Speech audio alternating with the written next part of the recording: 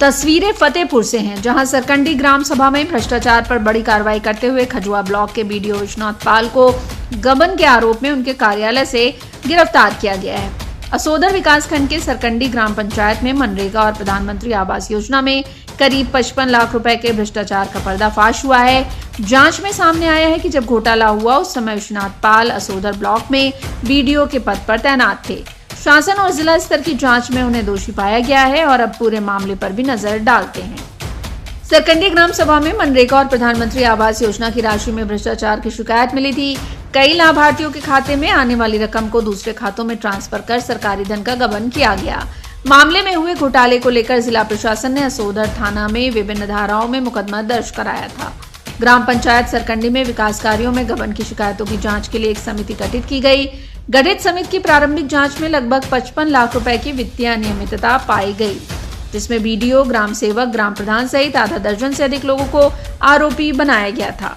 घोटाला वर्ष 2023-24 के दौरान हुआ, जब बीडीओ के रूप में विश्वनाथ पाल वहां तैनात थे। क्राइम नंबर है थाना असोतर का 180 गबन का और भ्रष्टाचार का, उसमें 468, 468 और ये धारा लगी है।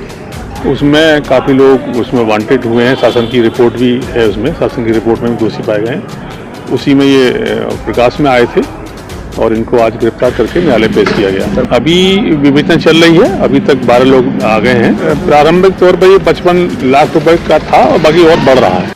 पुलिस की विवेचना में भ्रष्टाचार में शामिल तत्कालीन असोदर बीडीओ को पुलिस ने गिरफ्तार कर जेल भेज दिया है, जिसकी घोटाले में ग्राम प्रधान के साथ अहम भूमिका रही है। इस घोटाला कांड में ग्राम प्रधान सहित 2 आरोपियों को पहले ही पुलिस जेल भेज चुकी है। पूरे प्रकरण में अब तक 3 गिरफ्तारी की जा चुकी है और अन्य लोगों की भी गिरफ्तारी सुनिश्चित की जाएगी। मामले की विवेचना जारी है, इसमें और भी खुलासे हो सकते हैं।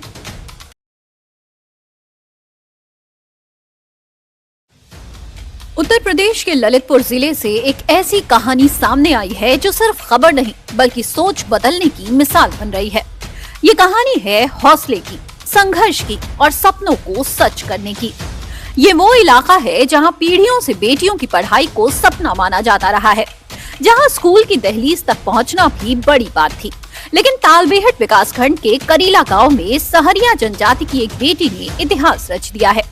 मजदूर माँ बाप के संघर्ष को अपनी ताकत बनाकर नेहा इस गांव की पहली बेटी बनी जिसने हाई स्कूल की परीक्षा पास की। नेहा ने न सिर्फ 65% अंक हासिल किए बल्कि अपनी इस कामयाबी से छोटी बहन राखी के लिए भी पढ़ाई का रास्ता खोल दिया है। और यहाँ किसी ने भी हाई स्कूल पास नहीं किया, मैंने किया है और मैं चाहती हूँ आगे चल के मैं बच्चों को पढ़ाऊँ, टीचर बन जाऊँ। पापा मम्मी के सहयोग से उनने पढ़ाया, हमने मेहनत की, यहाँ तक पहुँच पाए। मैं हाई स्कूल में एडमिशन लिया है। मेरी दीदी ने हाई स्कूल पास किया है, मैं भी उनकी तरह हाई स्कूल पास करूँगी और मेरी बस्ती के जो बच्चे हैं उनको पढ़ाऊँगी। मैं सबसे पहले आपके चैनल को बहुत बहुत बधाई देता हूँ और उस बेटी नेहा को भी बहुत बहुत बधाई देता हूँ कि उसने एक ऐसे गांव से निकल करके अपना भविष्य बनाने की कोशिश की है जहां पर अभी तक कोई भी बेटी हाई स्कूल पास नहीं हुई थी। निश्चित रूप से हम सभी के लिए करीला गांव, जहां अब तक बच्चों की पढ़ाई 5वीं या 8वीं तक ही सिमट जाती थी, वहीं नेहा और राखी ने उम्मीद की एक नई लकीर खींच दी है। अब नेहा और राखी पीएम श्री राजकीय बालिका इंटर कॉलेज तालबेहट में 11वीं की पढ़ाई कर शिक्षिका बनने का सपना पूरा करने में जुटी है। वहीं इन बहनों की कामयाबी अब पूरे गाँव के लिए प्रेरणा बन चुकी है।